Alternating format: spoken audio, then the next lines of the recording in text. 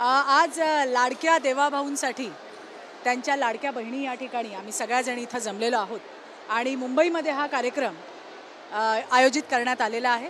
संपूर्ण राज्यातल्या महिला या देवेंद्रजींशी टू वे कम्युनिकेशनमध्ये बोलणार आहे आणि सगळ्या बहिणींच्या चेहऱ्यावरती उत्साह आहे। उद्या रक्षाबंधन आहे, पण खऱ्या अर्थाने आजपर्यंत कधीही न झालेली रक्षाबंधन यावर्षी त्या ठिकाणी झाली आहे आणि आमच्या देवाभाऊला भेटायला, त्यांना राखी बांधायला मुंबईतल्या एवढ्या सगळ्या महिला आपण पाहताय की कार्यक्रम थोड्या वेळात सुरू होणार आहे।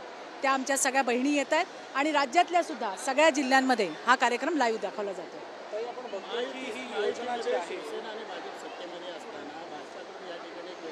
नाही, तो शासकीय कार्यक्रम आहे आणि पक्षाच्या स्तरावरती जे आहे महायुती सरकार आहे, आमच्या तिन्ही पार्टीज आम्ही एकत्र आहोत।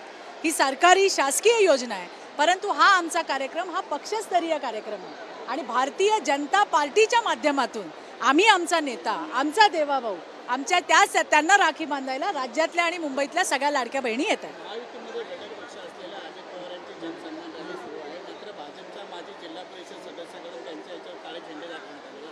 नाही, मला कल्पना नाही आहे, कारण आम्ही सकाळपासून या कार्यक्रमाच्या आयोजनामध्ये आहोत। याच्याबद्दलचं जे काही योग्य उत्तर असेल ते मला वाटतं आमचे प्रदेशाध्यक्ष बावनकुळेजी देतील।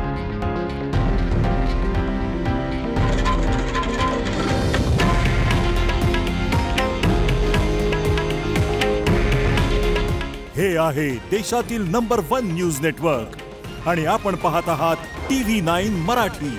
काळजी तुमची, हित महाराष्ट्राचं।